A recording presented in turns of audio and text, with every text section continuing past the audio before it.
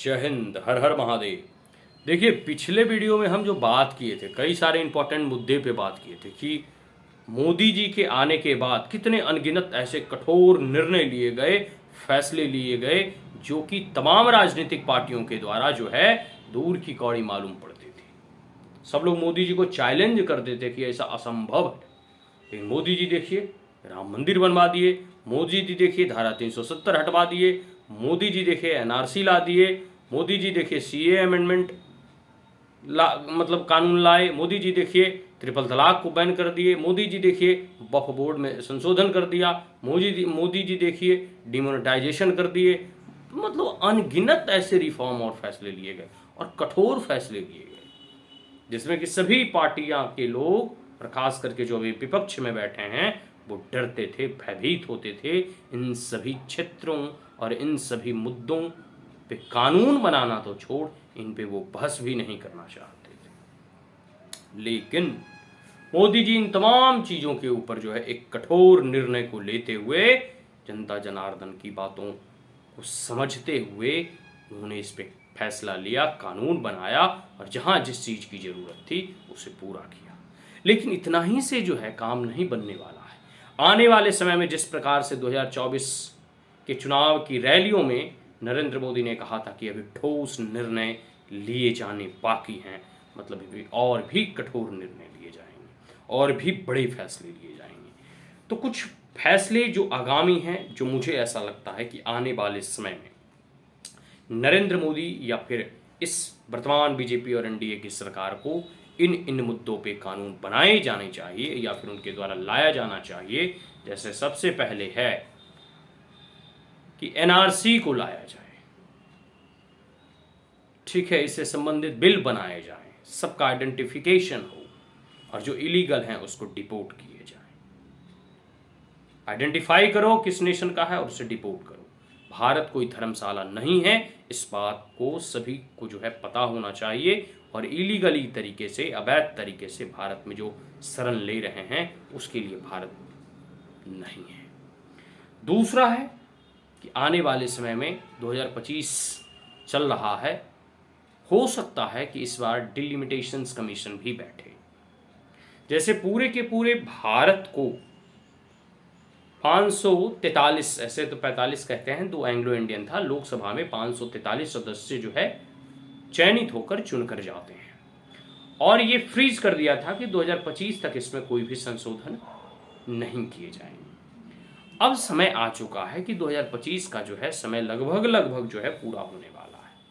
अब आने वाले समय में आप देखिएगा नरेंद्र मोदी इस पर भी कड़े फैसले लेंगे और जब नए संसद भवन का निर्माण हो रहा था उस वक्त भी उस संसद भवन के निर्माण के दौरान ही आप देखोगे तो जो लोकसभा का चैम्बर है उसमें जो है संसदों की जो है बैठने की जो सीट है वो अभी से ही 800-850 वगैरह से जो भी अधिक है। मतलब एक प्रकार से आप कह सकते हो कि मतलब इस चीज़ को ध्यान में रखकर संसद भवन का भी निर्माण कराया गया था कि आने वाले समय में जो है संसद के नंबर्स बढ़ेंगे तो जो है सीट भी अभी से ही प्लानिंग करके 50 और 100 वर्षों के लिए चलना चाहिए। ये है।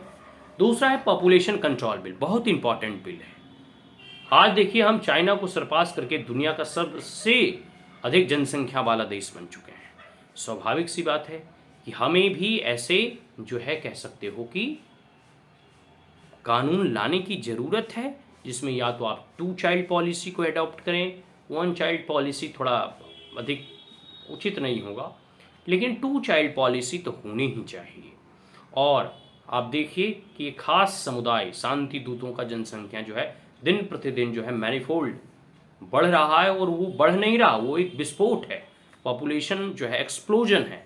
उस पॉपुलेशन एक्सप्लोजन से हमें सचेत रहना होगा क्योंकि उन शांति दूतों का जहाँ कहीं भी किसी भी एक क्षेत्र में डेमोग्राफी में उनका प्रतिशत बढ़ता है वहाँ फिर उनका सरिया लाव लागू हो जाता है। तो भारत को सरिया कानून से अगर बचाना है, भारत को एक इस्लामिक नेशन बनाने से बचाना है तो पॉपुलेशन कंट्रोल बिल लाना ही पड़ेगा। यह समय की मांग है, it is the need of time. इसके बाद देखिए और भी मदरसा रिफॉर्म करने की आवश्यकता है। उसका सिलेबस क्या है, कंटेंट क्या है, अगर सरकार के द्वारा फंडेड है तो।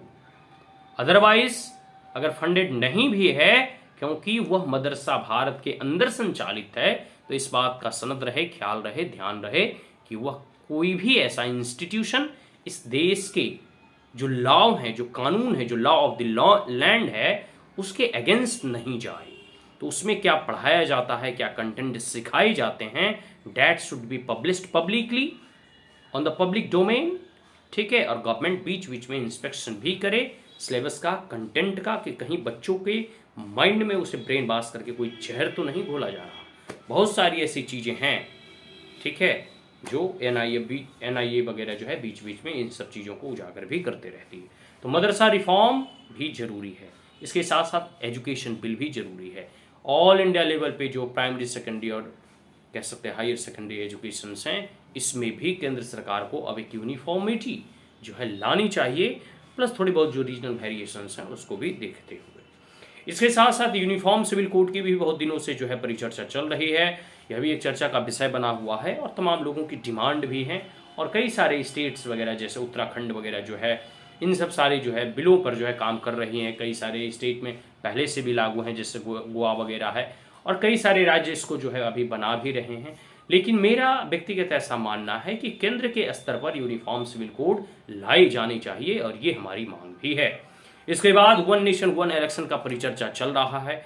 कितना अच्छा होता जैसे हर पूरे देश की जितने भी विधानसभाएं हैं और केंद्र सरकार के जो चुनाव हैं, वो एक साथ ही 5 साल के लिए कंडक्ट करा दिए जाते, फिर जो है आराम से 5 साल आप काम कीजिए। अन्यथा यहाँ खिचखिच, यहाँ खिचखिच, यहाँ पॉलिटिकल वायलेंस, यहाँ लड़ाई, वहाँ ये वो, हमेशा जो है पूरी की पूरी राजनीतिक दल जो है विकास के कार्यों पर ध्यान ना दे करके, बल्कि जो है पॉलिटिकल जो है अपना माइलेस और पॉलिटिकल जो है चुनावी रण क्षेत्र में ही वो उतरे हुए रहते हैं।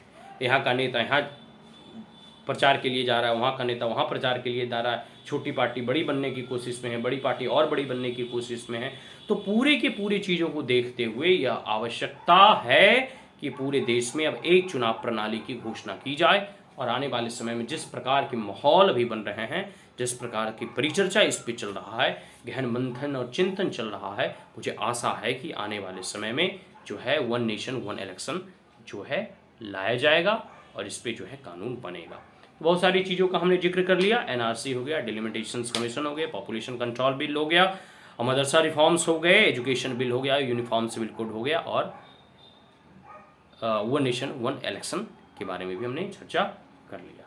ये सब मेरी तरफ से, लोगों की तरफ से एक डिमांड है जो बीजेपी गवर्नमेंट को और प्रेजेंट गवर्नमेंट को, मोदी गवर्नमेंट को इन सब चीज़ों पे कानून बनाना चाहिए। आज के लिए इतना ही। जय हिंद, हर हर महादेव।